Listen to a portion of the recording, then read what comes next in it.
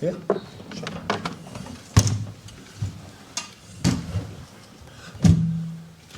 Okay, guys, same drill, please. Identify yourselves, and there's mics on the side. So, questions for you, please. Okay, up there. Hi, I'm Joanna from South China Morning Post. I'd like to find out what do you think of the performance of your new signings, Carvalho and Nunez, tonight? They were good. They were really good, but I don't think it makes too much sense to talk after a football game about individual players, to be honest, because I thought, I'm not sure exactly, but 32 players roundabout we used tonight, and I liked all of them, what they did, to be honest. It looked really like proper football. Counter-pressing was extremely obvious, which is very important for us. And we're still really early. I know we don't have a long time. We have only 2 weeks until we face Man City, so we should not waste time. But we are only a week together now, and then in different circumstances, not at our training ground or somewhere in Europe, where we are used to the circumstances. No, we are here, and we try to squeeze every minute out for training and these kind of things. So, apart from Oxley getting injured, muscle, hamstring, we will see how bad it is. The rest was absolutely top class. Yeah, up there.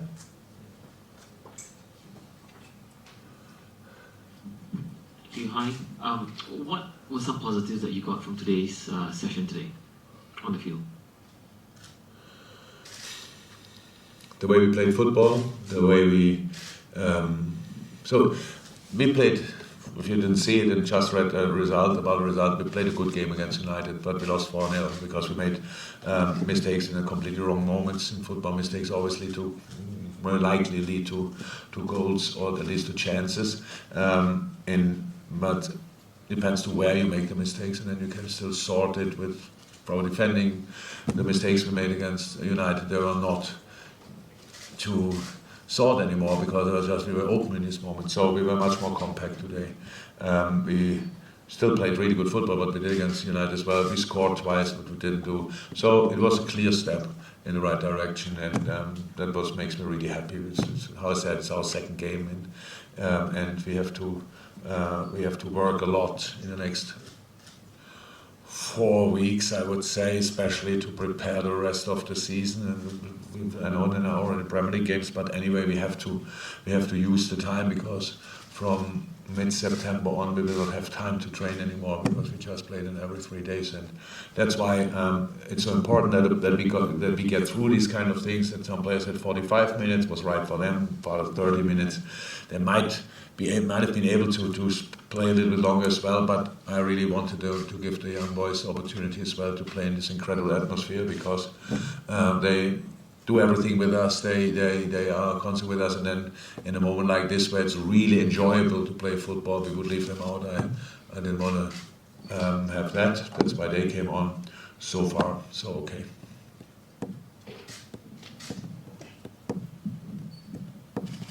Hi, Jurgen. Alex was clearly upset when he came off, because he looked sharp, hasn't he? Yeah. He's obviously worked that hard to get himself in a position to try and mount a challenge for a place after a frustrating end to last season. Yeah, of course, it's very disappointing for us, because Oxley was really trained all the time really well since pre-season started, but it happened. Obviously, with Oxley in the past, when it gets more intense, something can happen. Now this is just a muscle thing, and that's okay. We had worse situations, and so I'm okay with it. I don't know exactly how long it will take, but he will be back then, and then it's all fine. And then he obviously is a top class player. He can help us. In terms of Jota and Alisson, do you know what timescale you're looking at for those two? Not exactly.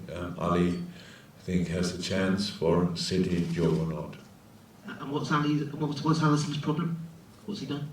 Ali, he feels a muscle, abdominal, slightly. It's nothing serious, but we prepare a full season. So he can train, but just not like a goalie. He should not play at the moment.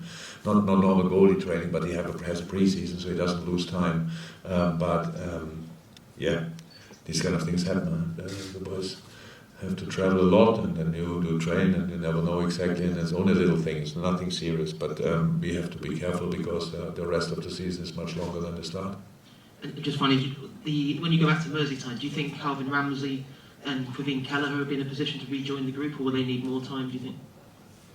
No, they will join the group, of course, no doubt about that. Yeah. If they join the group after we have come back. Oh, time frame I don't know exactly, but okay, they will join the group, but when I don't know. Hi, Marcus here from OneFootball. Can you talk about whether the World Cup in December, how does that affect how you approach your pre-season?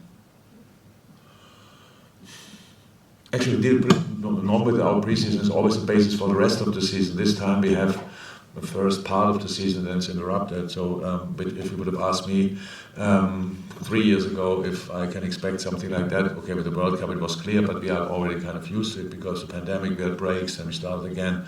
So it's not completely new to us anymore. And when these players have a time off, for example, the few who are not at the World Cup, they never have really a time off. They have always a training schedule to fulfill, so they don't lose a lot in this periods, which is very important for us. That's why we can give them at least as long as somehow possible time off with family and holiday and stuff like this, what they just need.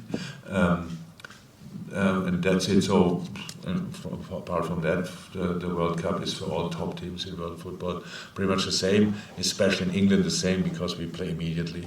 If you are in the final or if you play for third place, then you play a week later. Forgot unfortunately now the opponent because it's long, but we play a week later football again, and then you play 26th, 31st, 2nd and stuff like this. So obviously the guys in the Premier League like the spectacle. So I say not often enough. Nobody really cares about the players in these moments, but it's how it is. So. Before we let you go, Jurgen, you've been here a couple of days, Liverpool FC. How do you find the facilities, both in training and the stadium? Top class. Everything was top class from start to finish. Thank you very much. Singapore was absolutely outstanding. Even the coaches found the pedal place very good. A little bit had a little bit of destruction, which is absolutely great. And top view. The welcome was outstanding. The city the things I saw look beautiful. Looks like a place you can have a good life, so that's good. Obviously we don't see everything, or not a lot even, but the first impression was absolutely outstanding, and it will not be the last time that I come here. If it would be closer, I would be more often here, but 14 hours flight is, I would say, not around the corner. So, but really, thank you for everything. It was top. Right, thank you everyone. Thank you very much, Jurgen. Thank you. You're welcome. Bye-bye.